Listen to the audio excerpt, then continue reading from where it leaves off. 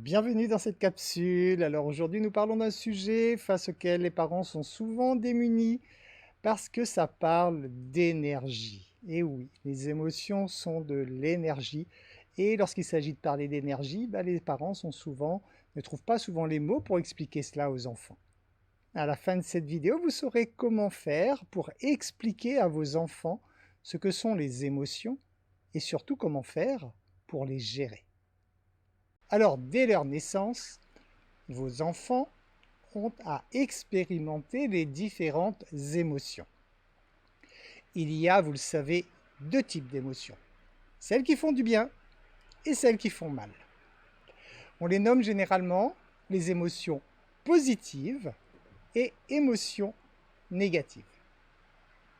Alors qu'elles soient positives ou négatives, il est important que vos enfants puissent expérimenter l'ensemble des émotions. Alors, de même qu'ils apprennent en fait à ne pas toucher à quelque chose de chaud, ils doivent comprendre en fait qu'il n'est pas agréable d'expérimenter des émotions négatives. Nos émotions sont en fait notre système de guidance dans la vie. C'est une sorte de GPS et ça nous permet de savoir en fait quand est-ce qu'on est sur notre bon chemin de vie et quand est-ce qu'on s'en éloigne. Donc à chaque fois que vous avez de belles émotions, c'est que vous êtes en train de vivre la vie que vous devez vivre. Et à chaque fois que vous avez des émotions négatives, c'est que vous vous égarez, vous sortez de la route. Et à ce moment-là, vos émotions sont là justement pour vous faire prendre conscience à travers le mal que ça procure chez vous, qu'il faut rectifier pour revenir sur votre chemin de vie. Les émotions nous fournissent de l'énergie. Celle-là même que nous utilisons en fait pour activer la loi de l'attraction. Donc bien sûr, les émotions sont importantes, très importantes, et il faut impérativement qu'elles existent parce que c'est justement grâce à cette énergie fournie à travers nos émotions que nous allons pouvoir mettre en route ce courant d'attraction et faire donc que nos rêves puissent se réaliser. Une émotion, en fait, est une réaction affective passagère, puisque ça dure environ 90 secondes à peu près une émotion, alors qu'un sentiment, ça a un caractère durable. C'est comme ça que vous voyez la différence entre les deux.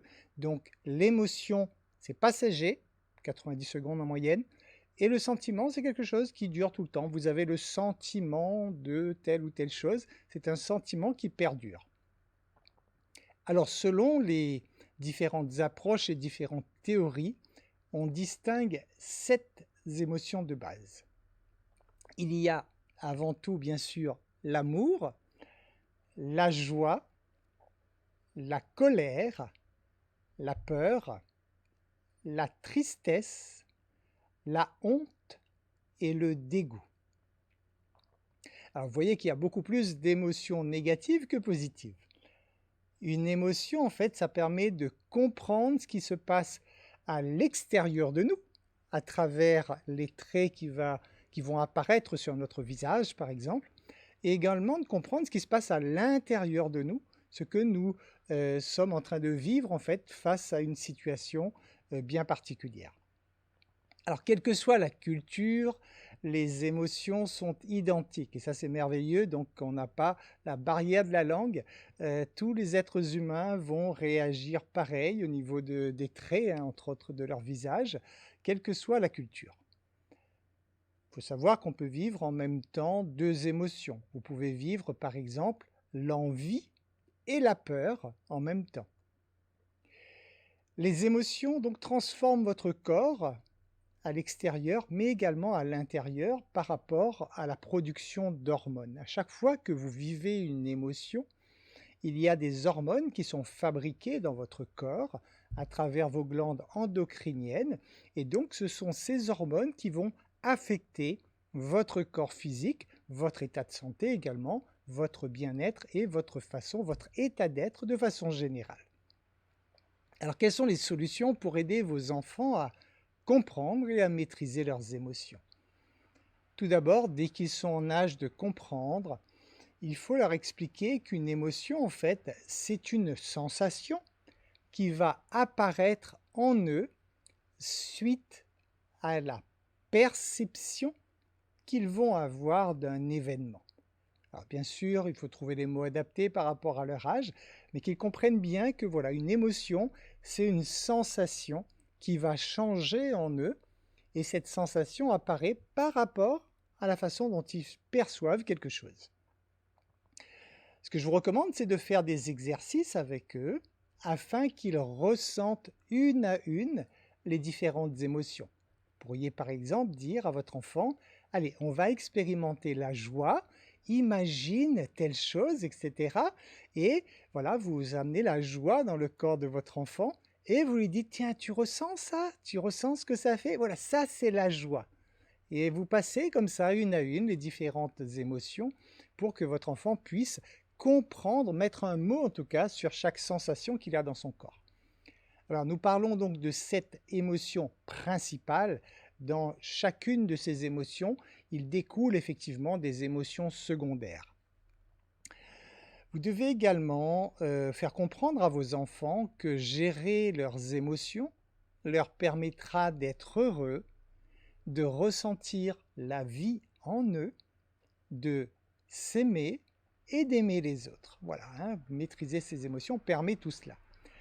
Pour aider vos enfants à se libérer d'une émotion négative, comme la colère par exemple, faites-leur savoir tout d'abord que vous les comprenez. Être compris lorsque nous vivons une émotion permet déjà de se libérer de cette émotion. Et d'en parler, ça permet effectivement à votre enfant de s'en libérer. Sachez qu'une émotion réprimée ressortira tôt ou tard. Donc aidez vos enfants à exprimer leurs émotions. Quand vous voyez votre enfant en train de vivre une émotion particulière, si vous réprimandez votre enfant, si vous l'empêchez de vivre cette émotion du genre tais-toi, arrête, des choses comme ça, vous allez bloquer l'émotion à l'intérieur de l'enfant qui ressortira tôt ou tard. Donc ce n'est pas la bonne façon de faire. Aidez également vos enfants à prendre conscience des déclencheurs de leurs émotions. Qu'est-ce qui déclenche ces émotions en eux pour qu'ils en prennent conscience? Ensuite, expliquez à vos enfants le mécanisme d'une émotion.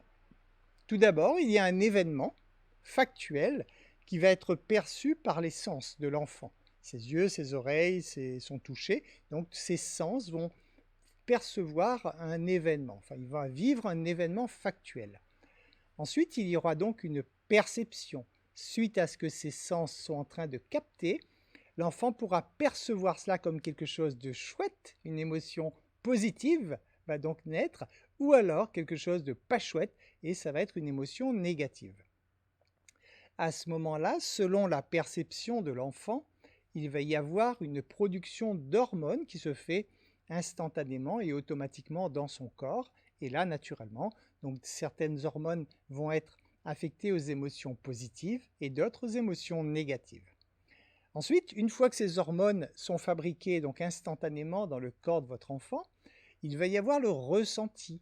Votre enfant va ressentir ces hormones dans son corps et c'est à ce moment-là, il va ressentir soit quelque chose d'agréable, si ce sont de belles émotions positives, soit quelque chose de désagréable, de douloureux, s'il s'agit d'émotions négatives. Après le ressenti, il va y avoir l'impact sur le corps. S'il s'agit donc d'émotions positives, le corps de l'enfant sera baigné dans de belles sensations, d'amour, de joie, de compassion, de tout ce qu'on veut, de plaisir. Et s'il s'agit d'émotions négatives, le corps va en fait être impacté par ces hormones qui ont été fabriquées dans le corps de l'enfant. Et la dernière étape, il va falloir que votre enfant apprenne à évacuer l'émotion, surtout si elle est négative, bien sûr. Si elle est positive, il peut la laisser à l'intérieur de son corps, mais l'émotion négative, il va falloir qu'il apprenne à l'évacuer. Face à une perception négative, sachez que votre enfant est en état de ce qu'on appelle l'instinct de survie, le fameux cerveau reptilien. Donc deux choix s'offrent à lui, l'attaque ou la fuite. Donc l'attaque qui se caractérise souvent par la colère, ou la fuite, donc qui est un moyen donc de réagir à cette perception négative. Sachez que nous avons tous des neurones miroirs qui nous font ressentir en fait les émotions des autres. Alors, c'est pour ça qu'on dit que les émotions sont contagieuses. Donc, quelquefois, effectivement, votre enfant, s'il voit par exemple ses petits copains ou copines être dans la joie, à travers les neurones miroirs, ça va activer de la joie en lui. À l'inverse, s'il voit des gens tristes autour de lui, ça va activer ses neurones miroirs et il va se sentir triste. C'est pour ça que votre comportement d'adulte est très important également parce que justement, par rapport à la production de ces hormones miroirs, votre enfant va se calquer par rapport à ce qu'il observe de vous.